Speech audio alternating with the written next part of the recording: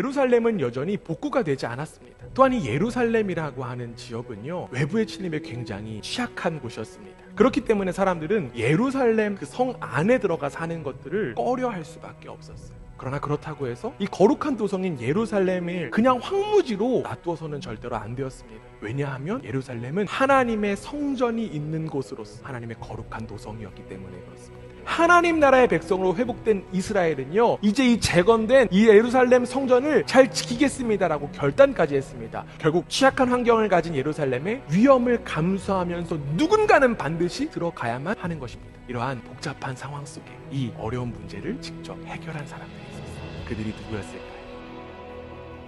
성경은 그들을 가리켜서 지도자들이라고 이야기합니다.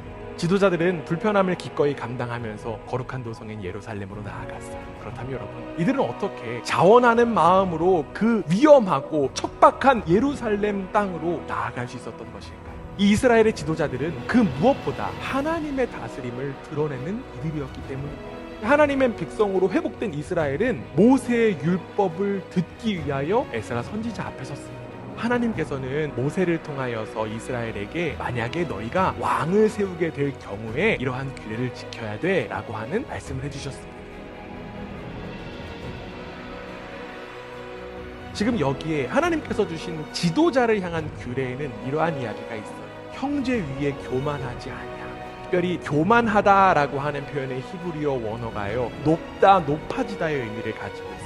이 말씀을 통해서 이스라엘 백성, 특별히 지도자들은 분명히 알았을 것입니다. 이사야서에서 보면요, 하나님의 일꾼을 가리켜서 하나님의 종이라고 이야기합니다. 종은요, 말 그대로 섬기는 사람이에요. 결국 하나님 나라의 지도자는 섬기는 사람이다라고 하는 이야기입니다. 하나님은 낮아져서 섬기는 자들을 통하여서 하나님의 다스림을 드러내신다라고 하는 사실입니다. 그 사실을 너무나도 잘 알았던 이스라엘 지도자들은 자발적으로 낮은 자리, 섬김의 자리, 불편의 자리로 나아갔던 것입니다. 이처럼 하나님 나라는요, 피라미드 구조가 아니라 역피라미드 구조입니다. 지도자들이 자신의 권위를 가지고 마구 누르는 것이 아니라 오히려 낮아지고 섬기는 모습이 바로 하나님 나라의 모습이라고 하는 것입니다. 그리고 하나님의 다스림을 가장 완전하게 나타내신, 이 땅에 하나님의 다스림이 임하게 하신 예수님은 이 낮아짐과 섬김 그리고 불편함의 본을 삶을 통해서 직접 보여주셨습니다. 하나님의 종이신 예수님의 삶 자체가 바로 낮아짐과 섬김과 불편함의 삶이었다라고 하는 거예요. 예수님의 낮아짐과 섬김의 모습, 가장 극명하게 나타난 자리가 있었어요. 그 자리가 어디였냐면 바로 십자가입니다.